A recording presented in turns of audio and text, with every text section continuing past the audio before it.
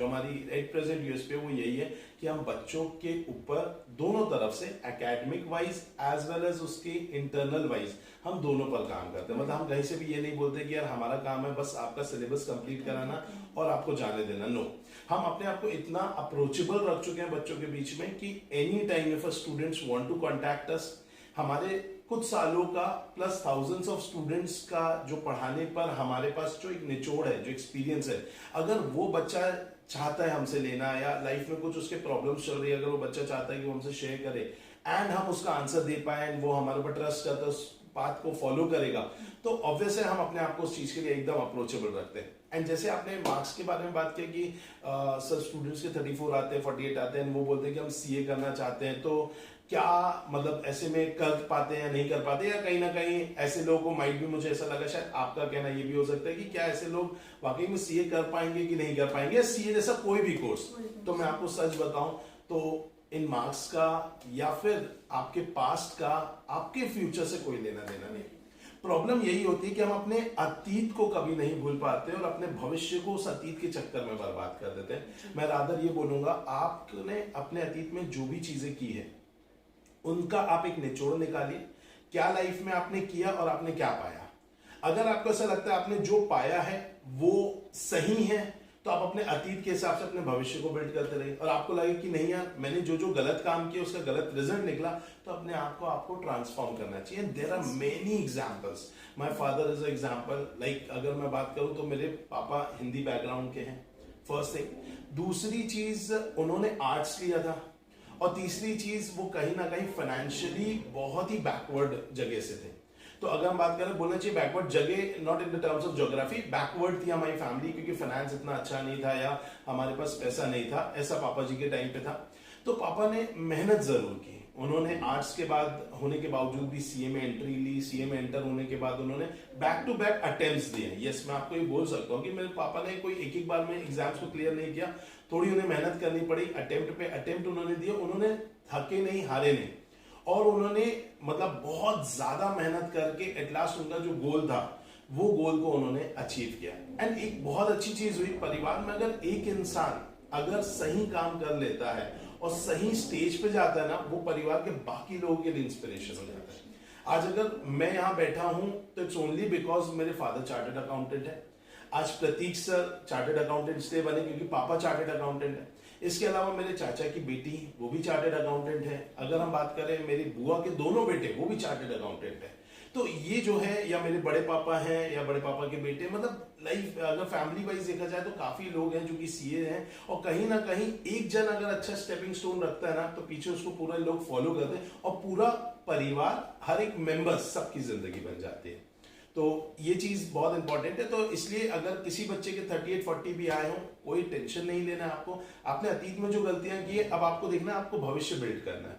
अगर आपको ऐसा लग रहा है कि हाँ मैं भविष्य बिल्ड करने के लिए तैयार हूं, मैं बोलता हूं भूल जाओ अपने मार्क्स, कॉन्सेंट्रेट करो अपने ऊपर, क्योंकि हमने तो ऐसे ऐसे भी रिजल्ट्स देखे। आपको एक मुझे ध्यान आ गया तो मैं शेयर करता हूँ। एक बच्ची ऐसी थी जो सीए के एंट्रेंस लेवल पे फेल हो गई थी, उसने हमारी कोचिंग इंस्टीट्यूट से नहीं पढ़ा था, I am talking about Chhattisgarh, उन्होंने किसी और इंस्टीट्यूट से पढ़ा, फिर वो हमारे पास आई, उनको हमने 2 महीना पढ़ाया, और 2 महीना पढ़ाने के बाद वो लड़की के अंदर इतना जज्बा था कि वो ऑल इंडिया रैंक 49 लेकर गए। तो जो बच्ची फेल हुई है वो बच्ची पास हो जाए ये तो बहुत अच्छी बात होती है, लेकिन वो बच्ची ऑल इंडिया रैंक ले आए ये कुछ ज्यादा ही बड़ी बात होती है। और इस पे मैं कंट्रीब्यूशन ये नहीं बोलूंगा कि टीचर का बहुत ज्यादा है, इसमें बोलूंगा बच्चे का इनर मोटिवेशन। उसने बोला यार जो गलती मैंने अतीत में की है अब वो गलती मुझे भविष्य में नहीं करनी है। तो इसलिए जब आपका रिजल्ट अतीत वाला नहीं चाहिए तो मेहनत भी आपकी अतीत वाली नहीं होनी चाहिए। बट ये रियलाइज तो आपने ही कराया होगा, बिकॉज इट्स नॉट पॉसिबल कि कोई इतनी जल्दी फॉरगेट करके आगे बढ़ पाए।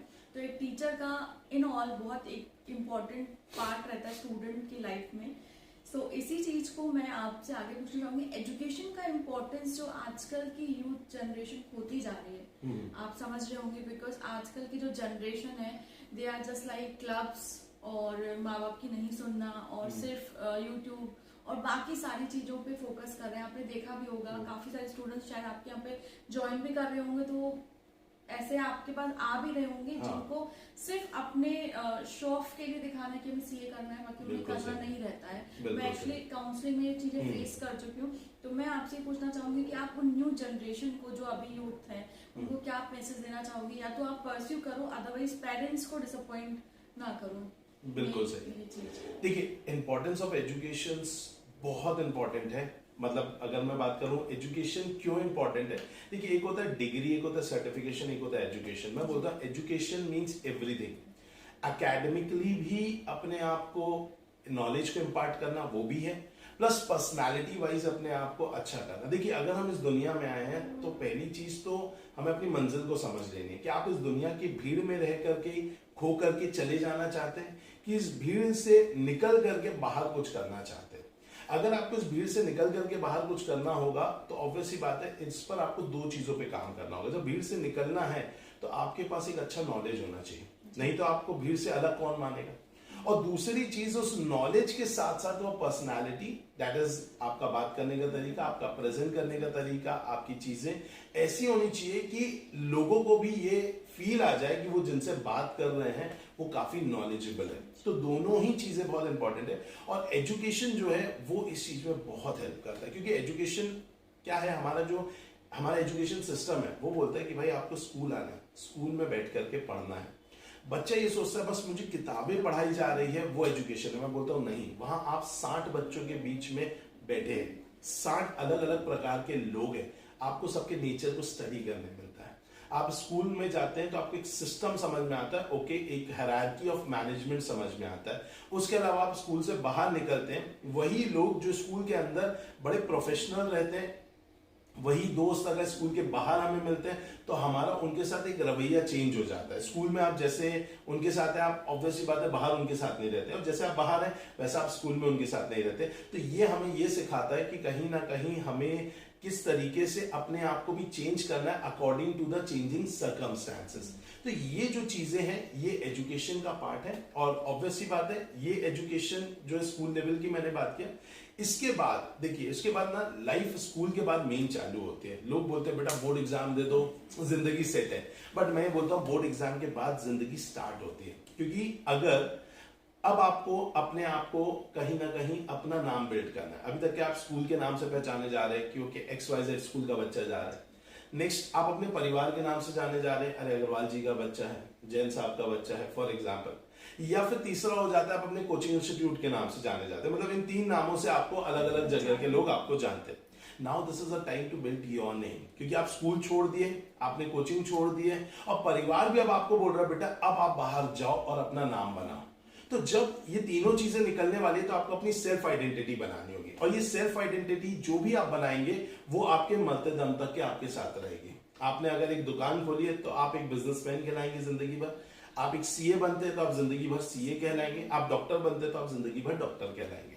तो अब ये एक बहुत इंपॉर्टेंट चीज आ जाती है, और इन चीजों में आपको क्या करना है, लाइक आपको सीए जैसा कोर्स करना है कि आपको बीकॉम जैसा कोर्स करना है कि आपको एक बिजनेस ओपन करना है, ये सब डिपेंड करेगा मंजिल के ऊपर। व्हाट इज योर बोलना चाहिए गोल।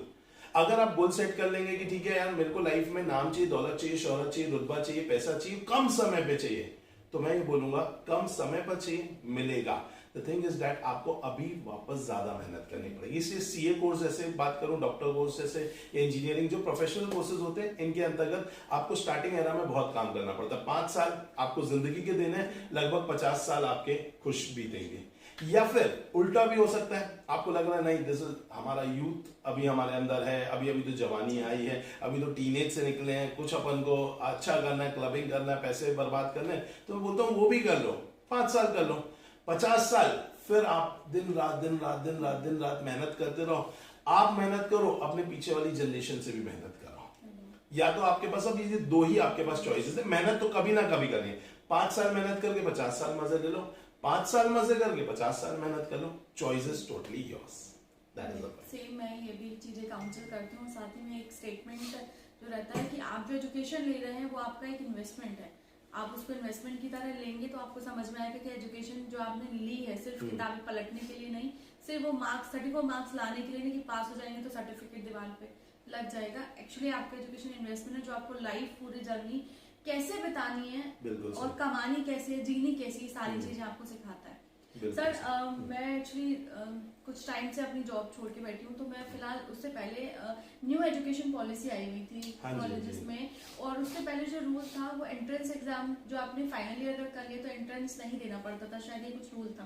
बट न्यू एजुकेशन की पॉलिसी के चलते कुछ सीए स्टूडेंट्स के लिए कुछ रूल्स चेंज हुए थे। तो व्हाट इज इट कि आपको क्या लगता है, आपको उस चीज को अडॉप्ट करने में डिफिकल्टी हुई स्टूडेंट्स के नहीं, साथ, नहीं। या कुछ नया? सीए में ऐसा कुछ चेंज नहीं आया। न्यू एजुकेशन पॉलिसी मेनली नीचे से काम कर रही है। मतलब अगर हम बात बोले तो मुझे लगता है काफी रेवोल्यूशनरी कंसेप्ट लाया गया। जैसा कि हम सब जानते हैं कि हमारा जो एजुकेशन सिस्टम है पिछले लगभग 34 साल से, या शायद उससे ज्यादा समय हो गया होगा, वो 10+2 कंसेप्ट पर काम कर रहा हाँ है। जी, यस, जी। राइट नाउ अब जो कंसेप्ट है वो चेंज होने वाला है। वो शायद 5+3+3+4 होने वाला है। यस, तो अब ये कंसेप्ट होने वाला है जो कि मुझे लगता है काफी शानदार एक रेवोल्यूशनरी स्टेप लिया गया है हमारी गवर्नमेंट के द्वारा। और इसमें सबसे अच्छी बात जो मुझे लगती है ना, वो आज के यूथ को देखते हुए लग रही है। आज का यूथ क्या है ना, थोड़ा सा चंचल है, थोड़ा सा उसे ऐसा लगता है मैं ये भी कर लूं, मैं ये भी कर लूं, मैं ये भी कर लूं। वो एक कंसेप्ट होता है मैं सब कर लेता हूं। तो पहले के टाइम पे क्या हो जाता था, हम एक स्ट्रीम पे फिक्स हो जाते थे। Like for example if I have done my studies from commerce, तो मुझे सिर्फ अकाउंट्स का अच्छा नॉलेज है, इको का अच्छा नॉलेज है, बीएसटी का अच्छा नॉलेज है, कुछ लैंग्वेजेस का अच्छा नॉलेज है।